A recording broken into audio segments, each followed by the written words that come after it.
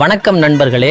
நம்ம சிங்கார சென்னையில் பரபரப்பான ஈசிஆர் ரோட்டில் திருவான்மியூரில் ஒரு பழமையான சக்தி வாய்ந்த சிவன் கோயில் இருக்குன்னு நம்ம எல்லாருக்கும் தெரியும்.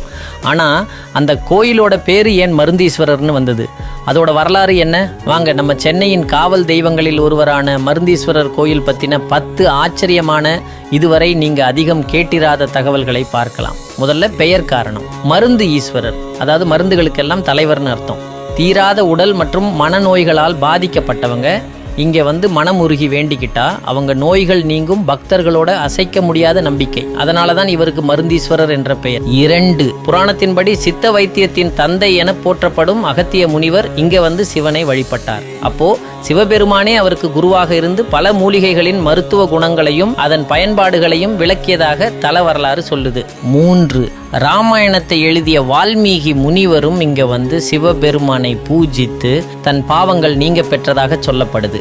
4, 1300 ஆண்டுகளுக்கு முன்னாடியே சைவ சமய குறவர்களான அப்பர் மற்றும் திருஞான சம்பந்தர் ஆகியோரால் தேவாரம் பாடப்பட்ட ஒரு தொன்மையான தலம். இதிலிருந்தே இதன் பழமையை நம்ம புரிஞ்சுக்கலாம். 5, இந்த கோயிலோட ஸ்தல விருட்சம் வன்னி மரம்.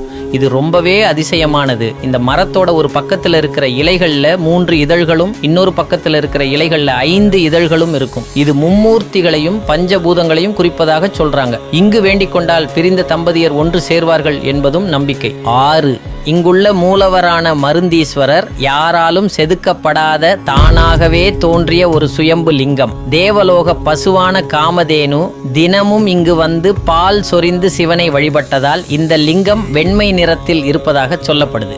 7, பொதுவா கோயில்களுக்கு ஒரு ராஜகோபுர வாசல் தான் பிரதானமா இருக்கும்.